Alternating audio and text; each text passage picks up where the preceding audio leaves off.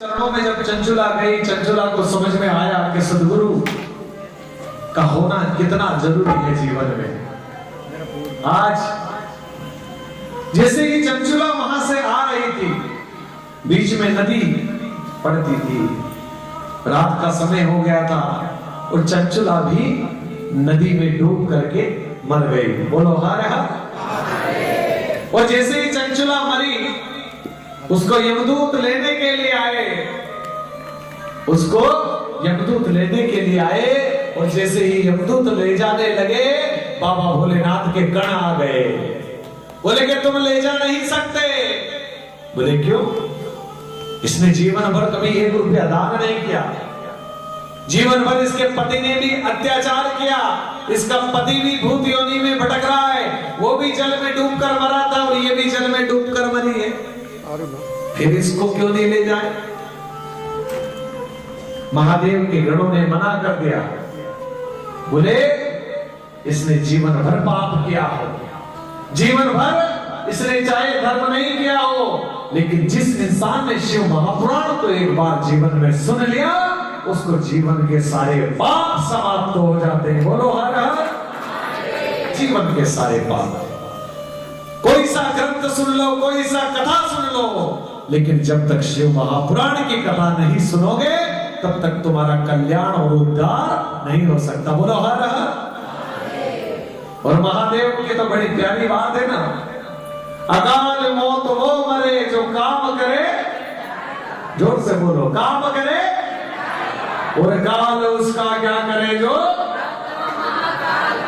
सारे कालों का विनाश करने वाले कोई है तो वो महादेव है। सारे कालों का अंत करने वाला कोई है तो वो महादेव के गण आ गए। चंचुला को यमराजों से छुड़ाया, लेकर गए। चंचुला गई, माता पार्वती की सहेली बन गई। एक बार की कथा सुन तो याद रखिए, अपने पड़ोसी भी आसपास रहे तो उनको भूत बनने नहीं देना है। उनको शिव के गण यदि बनाना है तो उनको भी कथा में लेकर आओ। जैसे हमारे मंडल अध्यक्ष भारतीय जनता पार्टी के गाड़ी लगा दी बेचारे ने, और गाड़ी से लेकर के आ रहे हमारे शर्मा जी स्कूल वाले, धन्यवाद इनको जिन्होंने अपनी गाड़ी दूसरी की सेवा के लिए लगाई। और मैं ये कहता हूं कि आप जनता की सेवा करो, महादेव आपकी सेवा करेगा स्वयं चल कर क्या कर। आपने महादेव की कथा सुनाइए, महादेव की भक्ति जगाइए। जो लोग इस कथा को श्रवण करेंगे, और जैसे हमारे बघेल ने इस कथा को कराने का संकल्प लिया, किसी ने साथ दिया नहीं दिया, लेकिन गुरुजी कथा होगी, हमने कहा होगी। उसने अकेले ने फंड लेकर के आज ये कथा सुनाई गई। कहने का अर्थ यह है कि आदमी भजन कराता है, 3 घंटे नाचता कूदता है, क्या मिलता है? कुछ नहीं मिलता है। गजा गाने बजाने वाले एक रात के लाखों रुपए लेकर चले जाते हैं, लेकिन 1 लाख यदि शिव महापुराण की कथा में लगाकर देखो, कई माताओं का जीवन बदल जाएगा, कई पिताओं का जीवन बदल जाएगा, कई भाइयों का जीवन बदल जाएगा, क्योंकि साधारण कथा नहीं है, ये शिव महापुराण है। बोलो हर हर। हम लाखों रुपए ब्याह शादी में लगा देते हैं, क्या प्राप्त होता है? लाखों का हमने भोजन बनवाया, अच्छे अच्छे पकवान बनाए, लोग खा पी लेंगे और हाथ धोते टाइम कहेंगे सब कुछ अच्छा बना था पर सब्जी में नमक कम था। बोलो हर हर। तो कहने का अर्थ ये कि इस दुनिया के लिए तुम कितना ही अच्छा करोगे, ये दुनिया फिर भी बुराई करेगी।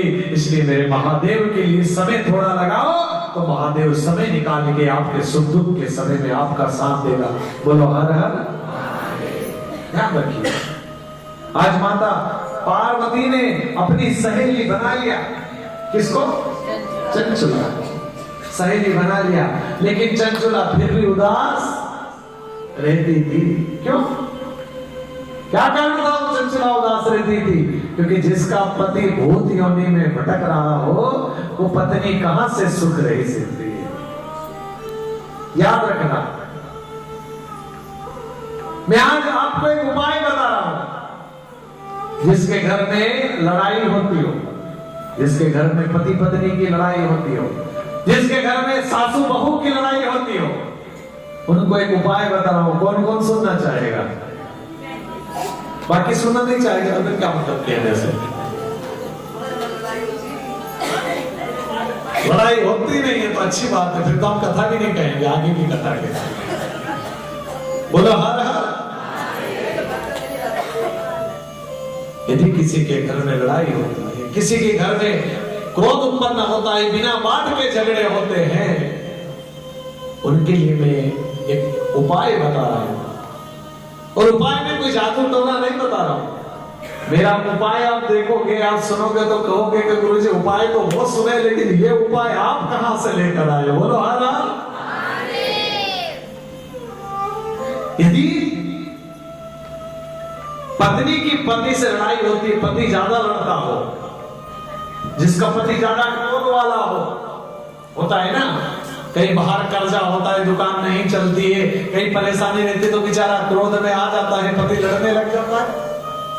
यदि पति ज्यादा लड़ता है, बार बार लड़ता है, तो उसकी लड़ाई खत्म करने का आज मैं ऐसा अचूक उपाय बता के जा रहा हूं कि मैं शाम पे लिख के दे दूं। यदि आज के बाद यदि जीवन में कभी लड़ाई हो जाए, बोले गुरुजी आज तक किसी ने कहा ऐसा, कैसे संभव है? लेकिन हम प्रमाणित करके जाएंगे कि संभव है। यदि पति ज्यादा लड़ता है, कोई पत्नी ज्यादा अपने पति से परेशान है, तो उसके लिए ध्यान से मैं ऐसा उपाय बता के जा रहा हूं कि जब कभी पति लड़ ले तो हमसे आकर बोलना। हमसे नहीं बोल सकते हो, लेकिन शिव जी से आकर कहना। बोले गुरुजी ऐसा क्या चमत्कार है? आज तक हमने कथाएं सुनी, लेकिन ऐसा चमत्कार किसी ने नहीं बताया। लेकिन हम बताते हैं। आपको पता है साल में एक बार करवा चौथ आती है। कौन कौन जानती है? कितनी माताएं जानती करवा चौथ को? जानती है। करवा चौथ के दिन हम बड़े प्रेम से अपने पति के लिए दिन भर उपवास रहते हैं। कितनी माताएं रहती है? सारी रहती है।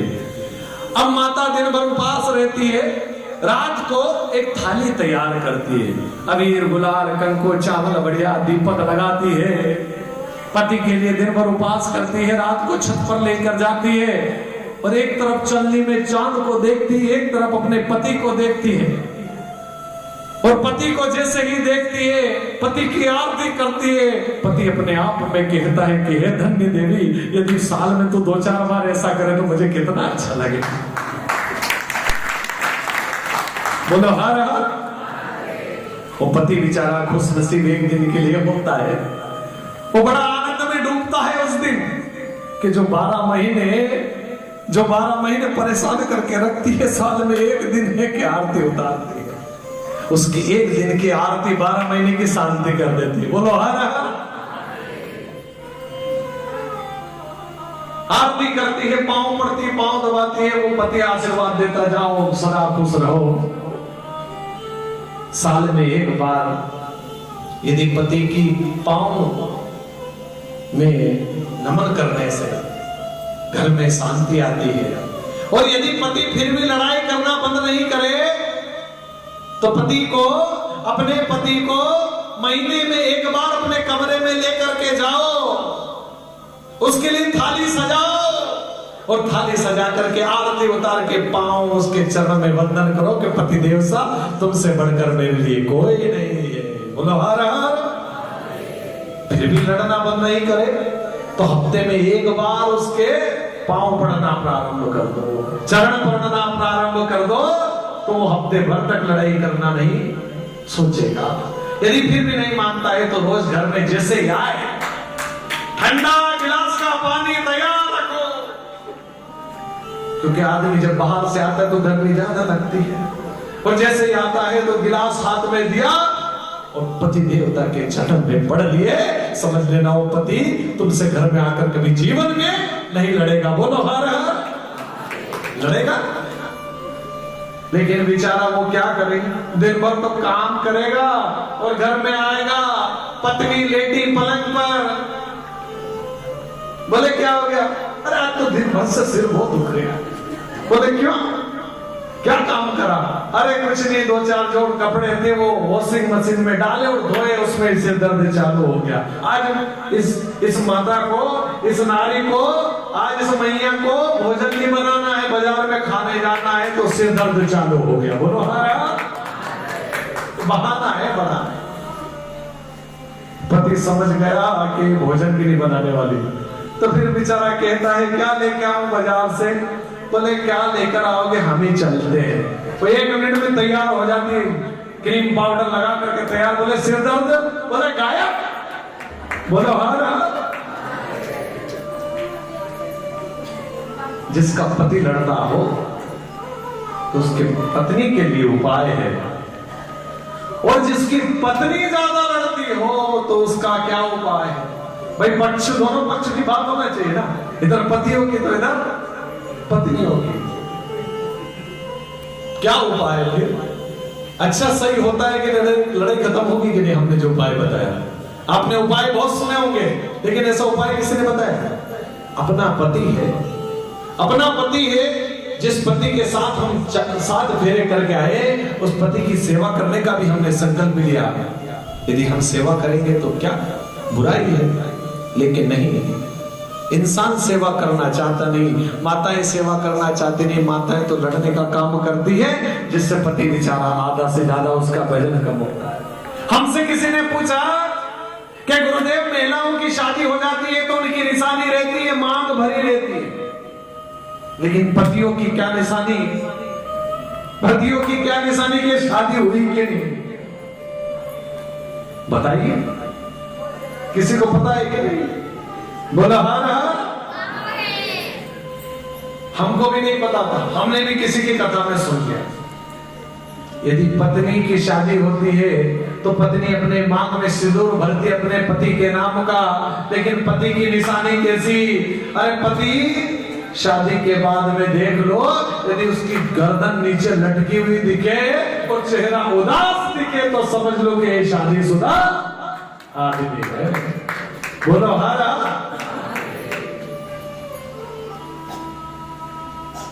तो पति यदि ज्यादा लड़ता है तो पत्नी मना लेती है पांव पड़ के। फिर अगर पत्नी जगदम्बा ज्यादा लड़े, एक बार क्या हुआ कि पत्नी बहुत ज्यादा गुस्सा करती थी।